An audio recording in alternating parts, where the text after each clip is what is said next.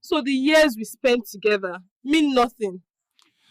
I need someone who will give me a son. Daughters are not sons. You have to believe me when I tell you this. I never wanted things to turn out this way between us. And so, Chike married another woman, hoping she would give him the son he always wanted.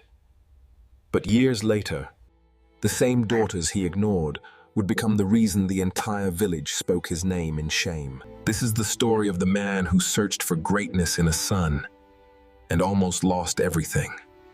Before we begin today's story, take a quick moment to support the channel. Make sure you subscribe, like this video, and share it with someone who loves great stories. Now, let us begin the story. Long ago, in a town called Obinze, where dusty roads met the busy highway to the city, there lived a transport owner named Chike Okoye. Chike was not a poor man. 2 bright buses carried passengers every day between the village and the city market. Drivers greeted him with respect. Traders called him Big Man. Even the elders at the village square spoke well of him. But inside his heart, there was a wound that refused to heal. Chike had no son. His wife, Adaeze, had given him 2 daughters, Amara and Chidima. The girls were respectful, hard-working, and full of life. Their laughter filled the compound every evening when they ran to welcome their father home. But as the years passed, the whispers began. In the village square, old men would sit beneath the mango tree and talk. One would say, "A man must have a son," tapping his walking stick on the ground. Another would nod slowly. "Who will carry his name when he is gone?" Those words traveled like smoke through the village air, and eventually they reached Chike's ears. At first he ignored them. He told himself that his daughters were enough. Some nights he would hold Adaeze's hand and say softly, "Children are children. God decides these things." But the pressure did not stop. His mother visited often, and every visit ended the same way. "My son," she would sigh heavily, "you have built wealth, but wealth without a son is like a river without water." Slowly, something inside Chike began to change. He stopped laughing with the girls. He came home later than usual. He spoke less and less to Adaeze. The house that was once filled with warmth slowly grew cold. Then one evening after dinner, Chike called Adaeze into their room. The kerosene lamp flickered between them as silence filled the air. Adaeze sensed trouble before he even spoke. Chike avoided her eyes. Finally, he cleared his throat. "Adaeze," he said slowly, "I have decided to marry another wife." For a moment, the world seemed to stop moving. Adaeze felt the words like a knife in her chest. She looked at him, her voice trembling. "Am I no longer enough for you?" Chike sighed deeply. "This is not about love. I need a son." Tears filled Adaeze's eyes, but she swallowed them because she knew arguing would not change a man who had already made up his mind. A few months later, Chike returned home with a young woman named Ngozi. Ngozi was beautiful, confident, and far younger than Adaeze. The villagers gathered along the road when they heard the news.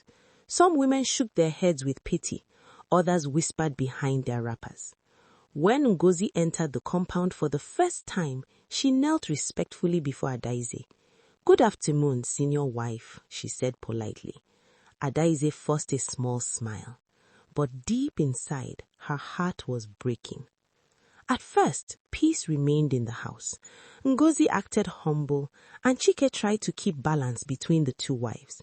But that peace did not last long. Not after the news arrived. Ngozi was pregnant. The day Chike heard the news, his joy knew no limits. He slaughtered a goat and invited friends to celebrate. Drums echoed through the compound while laughter filled the night air. Months later, the child was born. A boy. Chike danced like a man who had conquered the world. He lifted the baby high in the air and shouted proudly, "My son, my heir." The villagers clapped and congratulated him. But in the corner of the compound, Adaeze stood quietly, wiping tears no one noticed. From that day forward, everything changed. Chike's attention belonged to Ngozi and her son Obina. New clothes were bought. Expensive toys arrived from the city. Every visitor was invited to see the boy who would carry the Okoye name. Meanwhile, Adaeze and her daughter slowly faded into the background of the household. But Adaeze did not allow bitterness to destroy her. Instead, she made a quiet decision. If the world would not give her honor, she would build it herself. Every morning before sunrise, Adaeze woke up to cook food she sold by the roadside. She prepared steaming rice, beans, and fried plantain for travelers moving between the village and the city. The work was hard. The sun was hot, but she refused to stop. Every small profit she made went toward her daughter's education. Study hard, she always told them. Knowledge is something nobody can take away from you. Years passed, like the slow turning of seasons. Amara grew into a brilliant student who loved books more than sleep. Chidima developed a sharp mind for business and helped her mother manage money. Then one day, something happened that changed everything. A letter arrived from the city. Amara had won a scholarship to study medicine. When the news spread through Obinze village, people were shocked. They began to look at Adaeze differently. That woman is strong, some whispered. Look at the daughters she raised. But while Adaeze's household was rising, trouble was quietly growing in the other. Obina, the long-awaited son, became wild and careless. He skipped school, he fought other boys, he wasted money without thinking.